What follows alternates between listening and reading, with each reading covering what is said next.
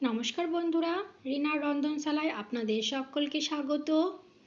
আজ আমি আপনাদেরকে বানিয়ে দেখাবো গুঁড়ো দুধের তৈরি রসগোল্লা।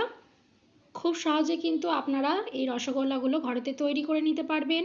দেখুন, একটা রসগোল্লা আমি আপনাদের কেটে দেখিয়ে দিচ্ছি কতটা সুন্দর হয়েছে। আর দেখুন ভেতরটা কতটা স্পঞ্জি হয়েছে আর কতটা রসালো হয়েছে। তাহলে চলুন দেখে নিন রেসিপিটা।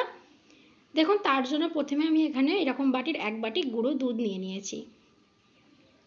এবার গ্যাস অন করে একটা কড়াই চাপিয়ে দিয়েছি। এবার তার মধ্যে দিয়ে দিচ্ছি ওই বাটিরই 2 বাটি জল, মানে যতটা আমি গুঁড়ো দুধ নিয়েছি ঠিক তার ডবল জল আমি দিয়ে দিচ্ছি। দিয়ে জলটাকে হালকা গরম করে নেব। দেখুন এইরকমভাবে আঙুল দিতে পারছি, এইরকম গরম করে নিয়েছি। এবার আমি গ্যাসের ফ্লেমটা বন্ধ করে দিয়েছি।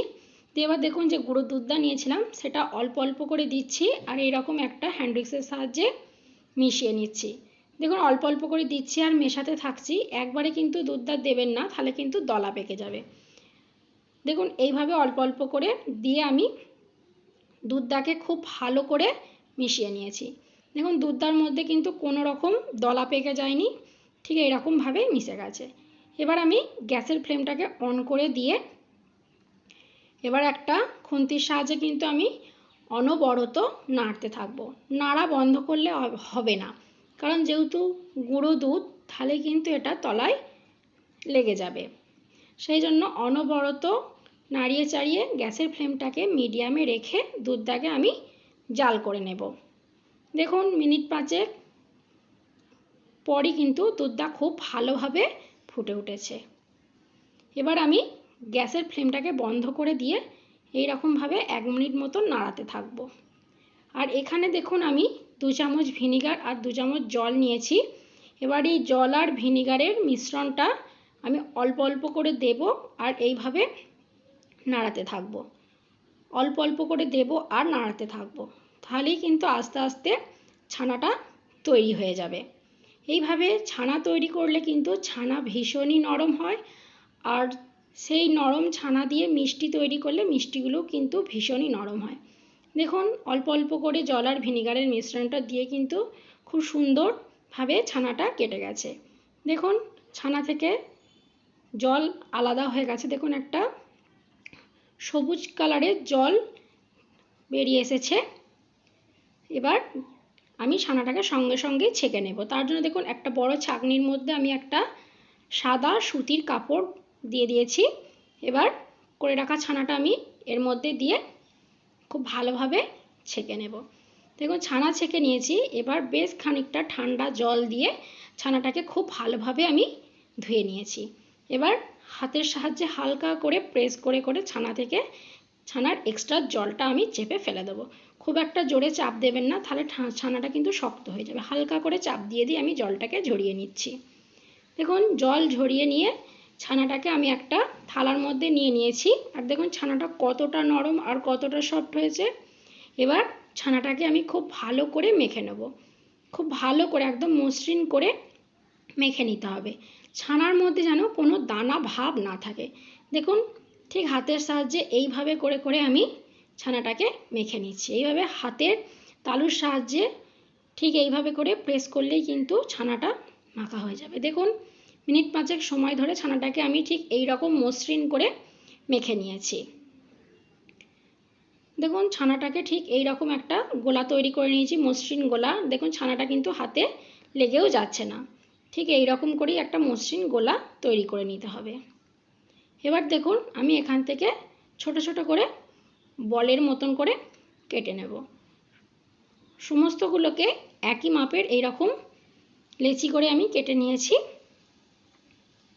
এবার দেখুন হাতের তালুর মধ্যে এরকমভাবে এক একটা লেচি নিচ্ছি আর খুব মসৃণভাবে কিন্তু গোলটা করছি। মসৃণভাবেই কিন্তু গোলটাকে করে নিতে হবে।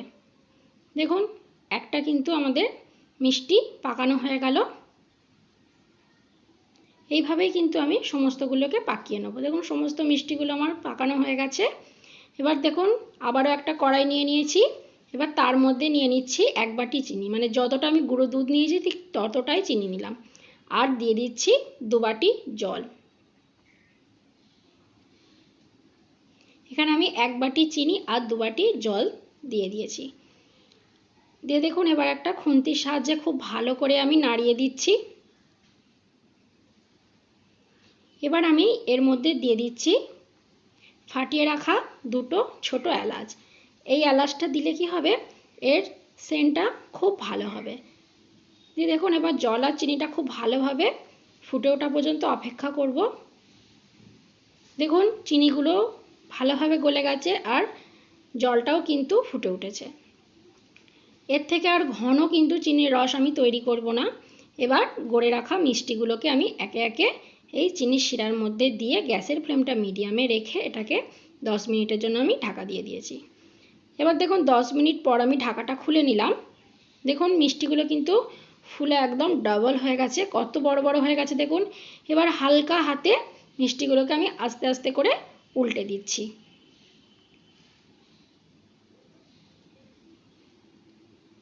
দেখুন আস্তে আস্তে করে উল্টে দিয়েছি, দিয়ে আবারও আমি ঢাকা দিয়ে 5 মিনিটের জন্য এটাকে হতে দেব। দেখুন আবারও ফিরে এলাম 5 মিনিট পর। এবার আমি ঢাকাটা খুলে নিচ্ছি। এবার কিন্তু মিষ্টিগুলো একদম তৈরি হয়ে গেছে।